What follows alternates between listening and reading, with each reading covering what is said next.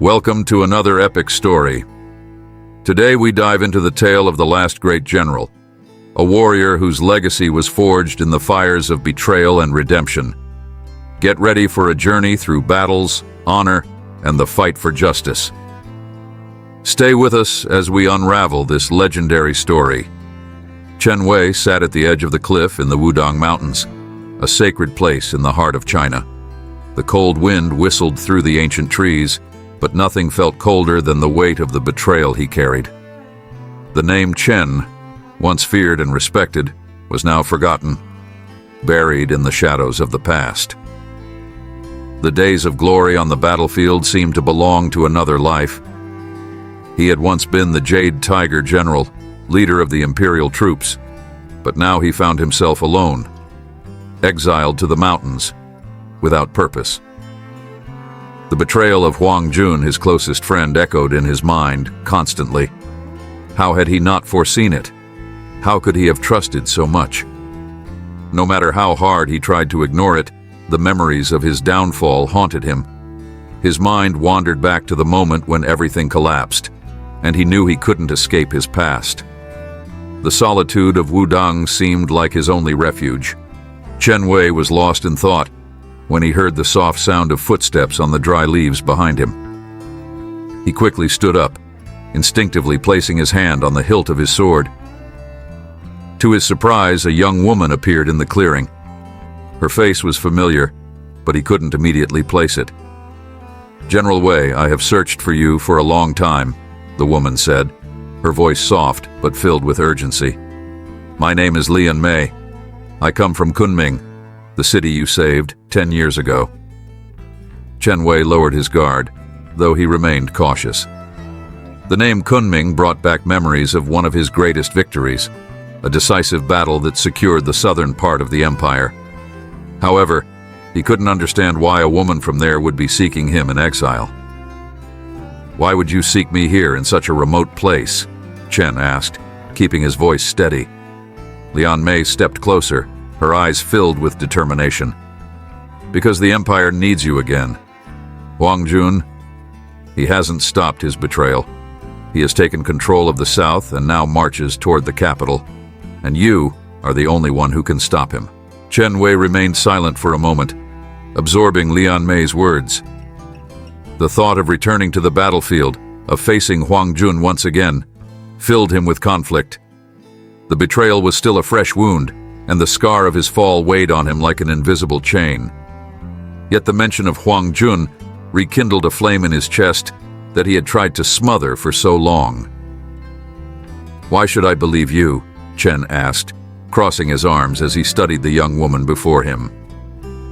Lian Mei did not falter. Her eyes, full of determination, locked onto his. "Because the people are suffering. Huang Jun has conquered the cities one by one. His army has grown, and those who oppose him are eliminated. If you don't act, the capital will fall, and with it the entire empire." Her voice was laden with the gravity of the situation. Chen turned his gaze to the horizon, where the mountains seemed endless. He knew that if he made this decision, there would be no turning back. "I lost everything because of Huang Jun. I have nothing left to offer." "You have your name, General," Lian Mei replied firmly, "and the honor you can still reclaim." Lian Mei's words echoed in Chen Wei's mind as he looked out at the distant horizon. Honor. It was the only thing he had left, the only thing Huang Jun had not managed to take. After moments of silence, he stood, his eyes fixed on the south, where the shadows of war must already be spreading. "If the empire is in danger, then I can no longer hide," said Chen, his voice now firm, filled with renewed determination. "Huang Jun destroyed me once, but I will not let him destroy everything we fought to protect." Lian Mei allowed herself a smile of relief, knowing she had accomplished what she came for. "The people will call you a hero once again, General." "I do not seek glory," Chen replied coldly. "I seek justice. And if Huang Jun thinks he can conquer the empire without opposition, he is gravely mistaken." Chen Wei's return to the plains of the empire did not go unnoticed. His journey took him to a small village hidden in the mountains, where some of his old allies lived in exile, just like him. As he approached the village, a mix of memories and emotions flooded his mind. The longing for the glory days and the weight of the loss of his men followed him like a constant shadow. Upon entering the village, he was greeted by an elderly man with a scar on his face, clearly someone who had seen many battles. "General Wei?" the man asked in surprise, immediately recognizing the imposing figure of the former leader. "Huang Jun is destroying the empire," Chen said bluntly, "and I've come to fight. But I cannot do it alone." The man nodded slowly, his expression hardened by time and battles. "We knew this day would come. You will find many willing to follow you again, General. We may have been in hiding, but we haven't lost our courage." Chen nodded. "Prepare them. The war is about to begin, and this time we cannot fail." The man's eyes shone with a flame of renewed hope. The resistance was beginning to take shape. The following days were filled with intense preparations. Chen Wei, now with his old allies by his side, began to gather an army of warriors who, like him, had lost everything, but still kept the flame of resistance burning in their hearts. Swords were sharpened, armor repaired, and strategies laid out on worn maps. Lian Mei watched closely, admiring Chen's natural leadership. Despite the years of exile, the former general seemed reborn, more determined than ever. Every command he gave, every plan he discussed, brought out the respect and loyalty of the men around him. "Huang Jun isn't expecting this," Chen said during a meeting with his commanders. "He believes all his enemies have been defeated or scattered. We will use this overconfidence against him. We will strike where he least expects it." The plan was set, and hope, once lost, began to bloom again.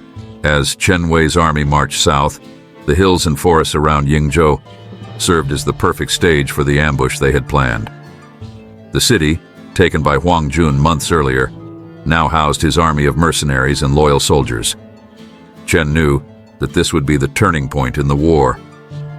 At dawn on the planned day, the rebel army, though smaller in number, positioned itself around the city. The men were nervous, but Chen Wei's presence beside them renewed their confidence. Lian Mei, always attentive to the enemy's movements, reported their advances and preparations. As the sun began to rise, the first sound of battle echoed across the fields. Hidden archers launched their arrows, and Chen's soldiers advanced with restrained fury.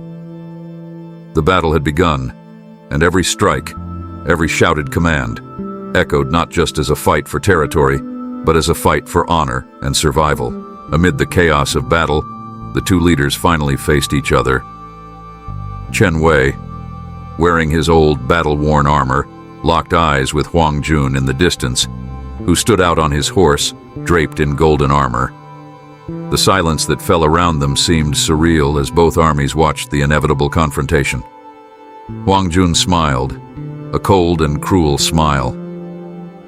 "I see the Jade tiger has crawled out of his den," he said, his voice dripping with disdain. "You underestimated what true strength is, Huang Jun," Chen replied, his eyes fixed on the enemy who had destroyed his life and his empire. "Today, it all ends." Without further words, they charged. The clash of swords sounded like thunder, reverberating across the fields. Every blow, every movement seemed loaded with years of history and hatred. It was a duel not just for power, but for honor, justice, and vengeance. The duel between Chen Wei and Huang Jun was fierce, with both warriors exchanging precise and brutal strikes. The swords gleamed under the sun, and the battlefield seemed to pause to witness that decisive moment. However, Chen's experience and determination prevailed.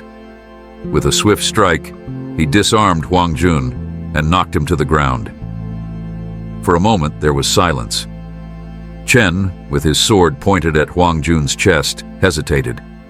He could end the traitor's life then and there, but something deeper held him back. "You don't deserve the honor of a quick death," he said, lowering his sword. "Your defeat will be your greatest punishment." Huang Jun's armies began to retreat upon seeing their leader fall, and Chen's army roared in triumph. Yet victory came at a high cost. Many of his warriors had fallen, and Chen knew that while he had won the battle, the rebuilding of the empire would be an even greater struggle. With his body weary, Chen looked toward the horizon, where the sun began to set, marking the end of an era and the beginning of another. Thank you for joining this incredible journey through the story of the last great general. If you enjoyed the video, make sure to give it a like and subscribe to the channel so you don't miss more epic stories like this one. There's plenty of fascinating content on the way. See you in the next video.